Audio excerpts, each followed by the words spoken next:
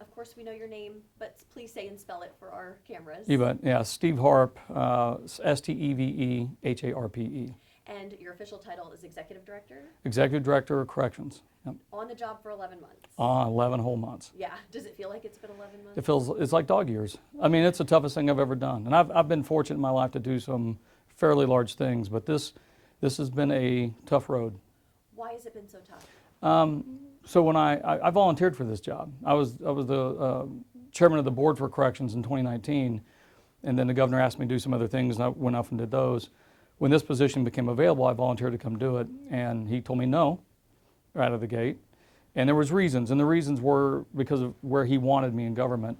But then he had a conversation with people that had been affected by corrections, and then he said, hey, I want you to go fix some problems. So signed up, and I love it. Like, I love this job, but it's the hardest thing because internally, this agency's been led by fear. There are people outside this agency that want to continue driving messages of fear to drive, I don't know, their own benefit to their own gain. At the end of the day, we're having to take an employee base, and we have medical. Like, we're one of the largest hospitals in the state of Oklahoma. I mean, when you look at all of our facilities and all of our medical staff in our population base. And we're, it's security, and it's food service, and it's the back office functions.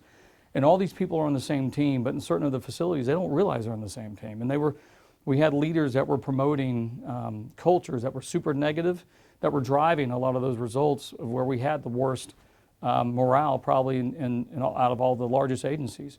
And if not the worst, it was like towards the very, very bottom. Our attrition rate was almost 30%. So long story short, getting people to believe, like this whole thing, we changed our vision statement to we change lives, because I believe we have the ability to help these folks that just need a second chance. Around 95% of people will leave our prisons, and when they leave, they're someone's neighbor. We need them to be productive.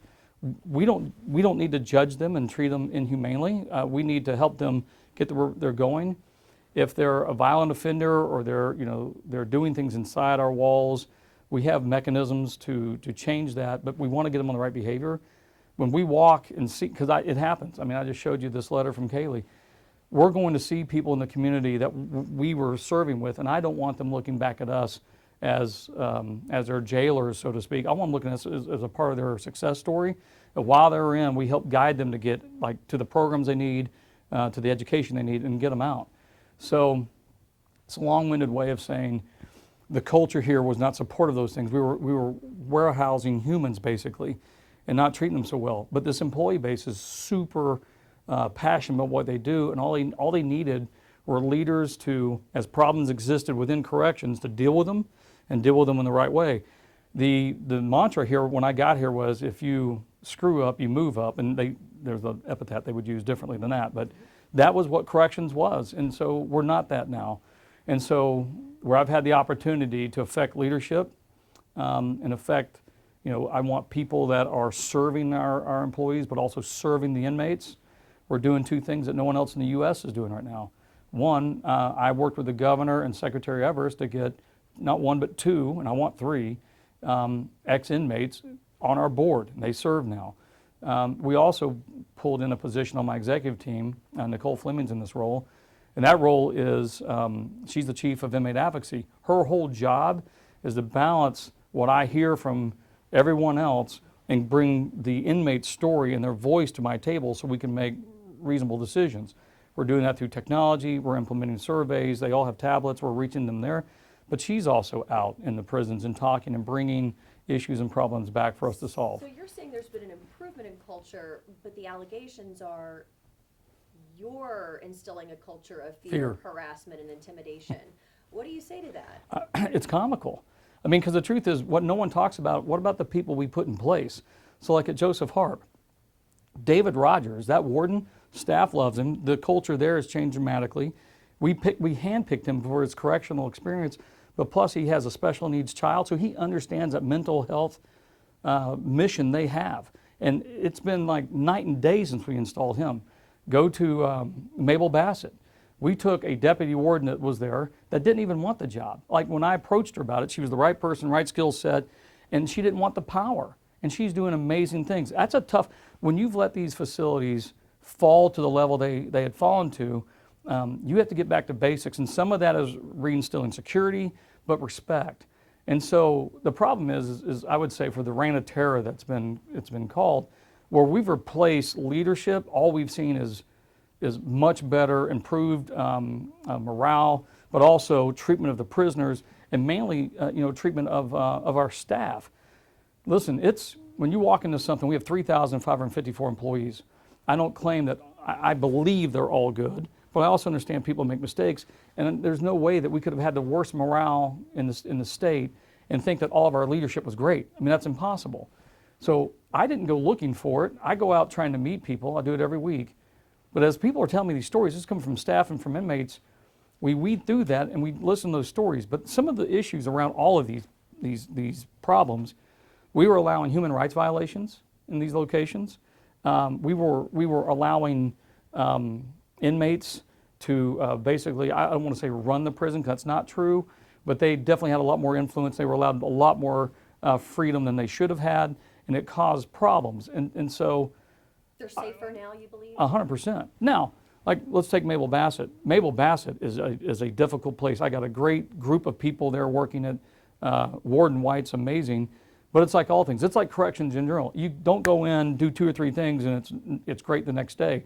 And I'm a very impatient person, but it takes time. So we have to get the right people in, the right leadership, the right culture. We're bringing the Science of Hope, Dr. Hellman's Science of Hope in.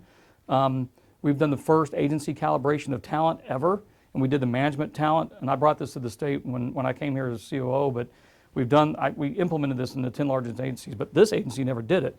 So now, the good old boy system is saying, Wendy Suares, I'm going to promote you up, and the other people in the room that have worked with you are like, why would you do that? She's a cancer. You're not. But I'm just saying, we have now eliminated that. All of our leadership has been calibrated where people in the room that work with them, the room changed scores, like around 30% of the scores. That could be up and down, but performance management matters now, and it's more of a 360 view than it is just your boss getting to judge you, because your boss can't see everything in all the interactions that you have. So why do you think these folks that claim they were, unfairly dismissed, why did they have so many glowing reviews over the years and never had any disciplinary issues if they weren't effective? Because P&Ps didn't matter. So they were check the box kind of thing. No one wanted to have the difficult conversation. And there's a lot of proof of that. There's a lot of people that didn't even have P&Ps or hadn't had P&Ps in years. So as a process, sure, if you're friends with someone or you have a leader that didn't, that either wasn't being pressed from like the senior position, if the director is not driving P&P, if the director is not driving the importance of performance and how to evaluate and have a tough conversation, but with a positive intent, because it's not like when you find someone doing something wrong, you want to punish them, you want to teach them and get them in the right spot. And then if they can't, then maybe you do have to move on.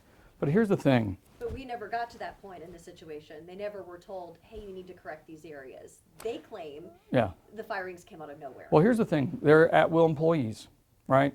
So human rights violations, there isn't a second chance on those. When we have, some of these situations I can't get into depth now because we're in legal proceedings. Gotcha. But it wasn't like this situation happened once or it was one day.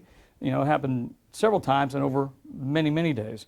And that puts the state, myself, but the state at great risk of other lawsuits and other problems. And there's a lot of, from the staff of, hey, there are issues, we're asking for help, and nothing was being done. It's like it would go up and just die. And so I can't have leaders in senior positions that won't take actions. But at risk, the governor right now could call me and say, hey, your service is you're no longer needed. He doesn't owe me an explanation. And I know that as an at-risk employee or as a exempt employee. So these people were part of that 5% That's right. exempt status. Were they not ever told they were part of the 5%? That's been the biggest kind of interesting thing about all of this. So I think corrections made a mistake originally on this, and we've corrected that since, which is when CSD was created and the 5% rule was created, it was on the agencies to communicate to people. They were on that list. What we did is, I think some were communicated to, some weren't. I think that was just that was an issue with the process. But we had on paper that these positions were like the warden's positions and deputy warden positions and so on and so forth. They were all part of the 5%. But maybe they didn't know. Well, that's what the CSD process is for. So you go through, well, if you're 5%, you're not supposed to, that's not afforded to you, but for 2 people it was. And I think that was a mistake, but fine, they've gone through it.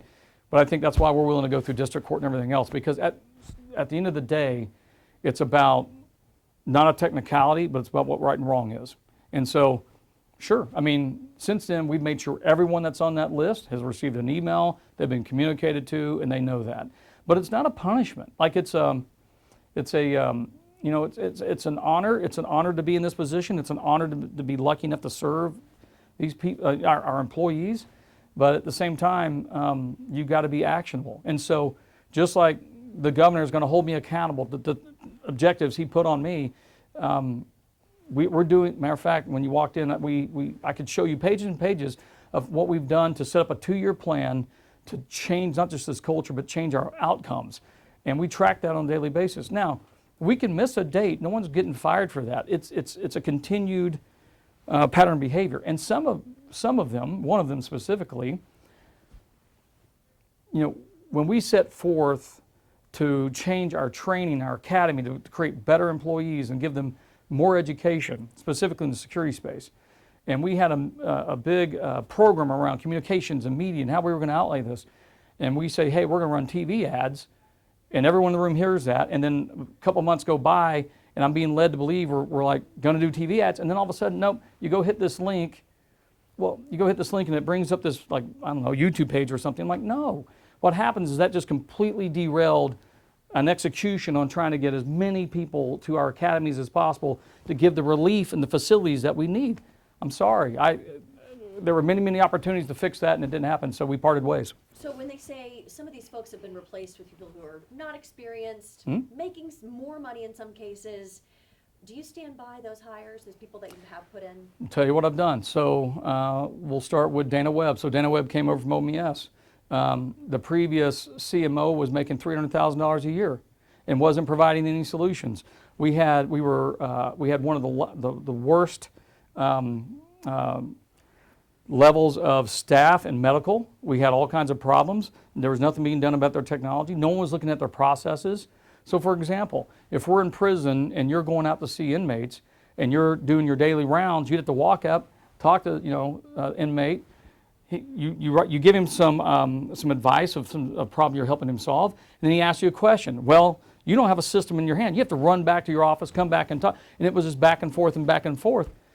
There's a lot of things that we could have done, but for $300,000, I needed a lot more than that. So I actually had to bring in a team. So we solved the problem on medical. We are flush with medical now, meaning as a hospital, we're probably 86% full of our medical staff. But most hospitals, you go to, I don't know, go hit Integris or whoever, and they're suffering too, but I bet we're right in the ballpark with them.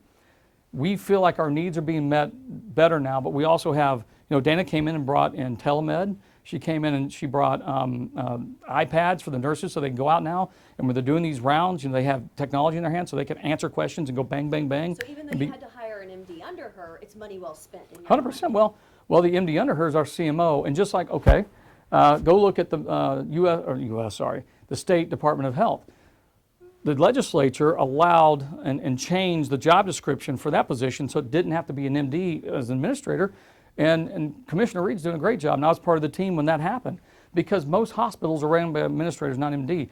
I will say this, I got the advice from a very prominent MD in this state that I won't give the name out because she'll kill me for it, but she gave me the advice of going after an administrator versus, and this was long ago, versus an MD, because they're going to be focused on the clinical. You need someone focused on the business, the process, and helping them solve medical problems. So you stand, 100%. Just point blank, you stand by these changes. I would even say this, go another level. The Attorney General stands by them. The Governor stands by them.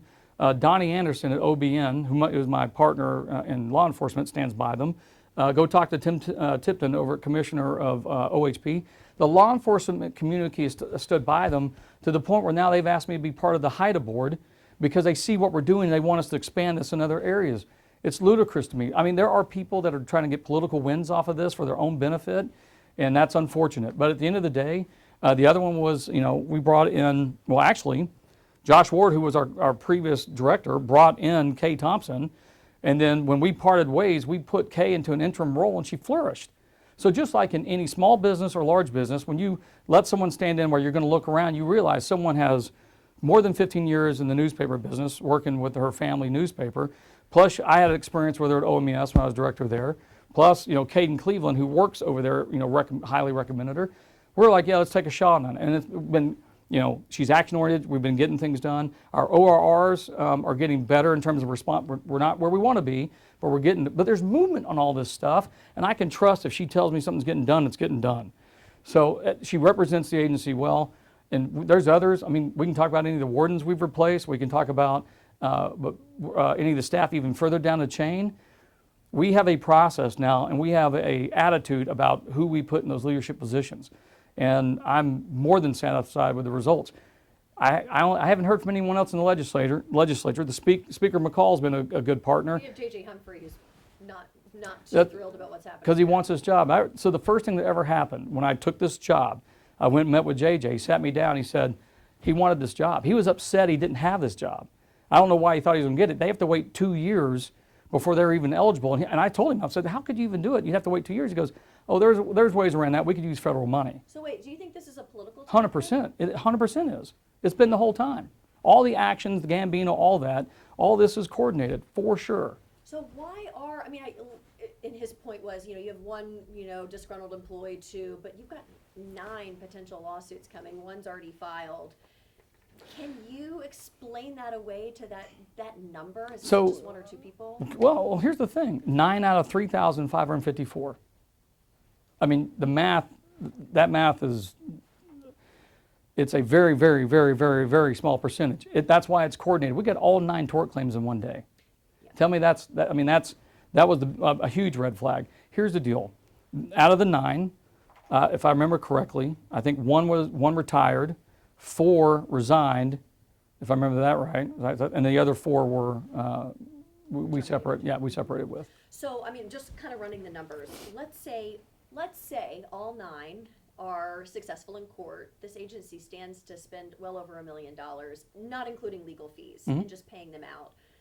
Are you prepared to take that hit? 100%, because I don't think we're wrong. The agency doesn't think we're wrong. The AG doesn't think. The AG is defending us.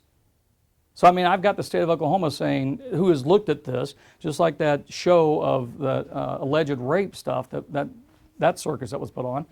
The AG has been there critically looking at all of this the whole time, and he's supporting us.